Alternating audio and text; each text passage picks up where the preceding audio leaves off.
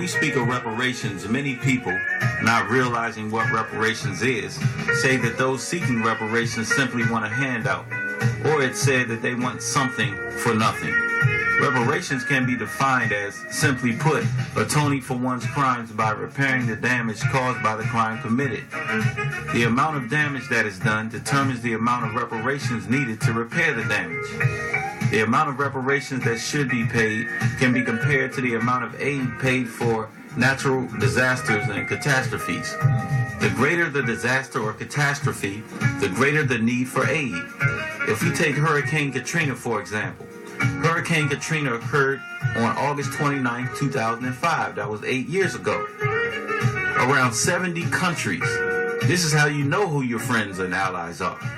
Around 70 countries pledged monetary support, with Kuwait making the single largest pledge of $500 million, followed by Qatar, which made a donation of $100 million. A number of government and charitable organizations across the country provided relief in the form of housing, food, and water to the people suffering due to this deadly hurricane.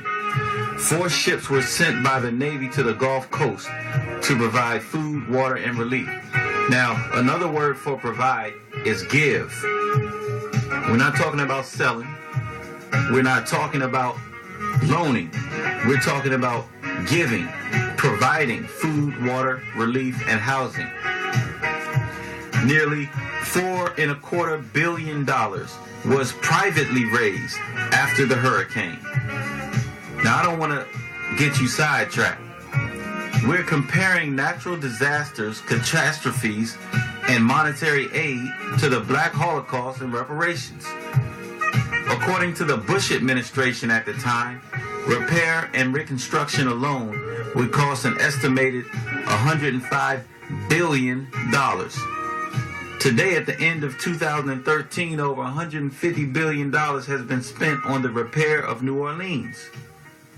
As much money has been spent on the repair of New Orleans in 8 years, it still is not fully repaired. Far more money will have to be spent in the reconstruction of New Orleans. But we have no problem accepting the American tax dollar helping to repair a city.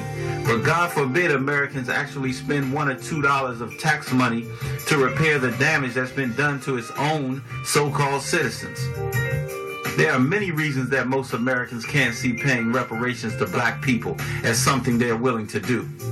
But right at the top of the list of reasons is the fact that they don't want to acknowledge the debt.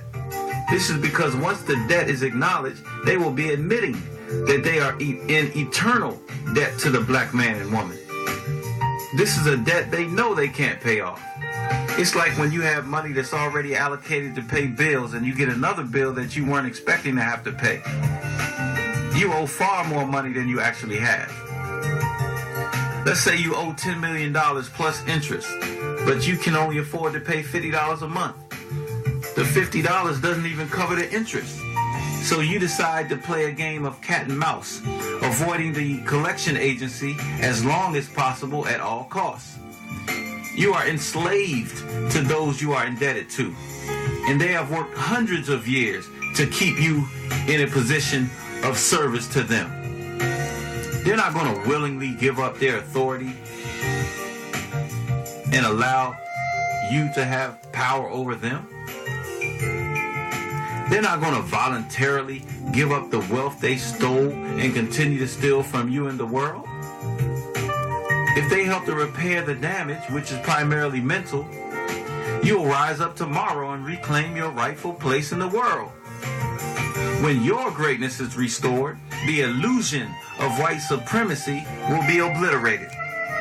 So many of them believe that black reparations marks the end of the illusion of their power.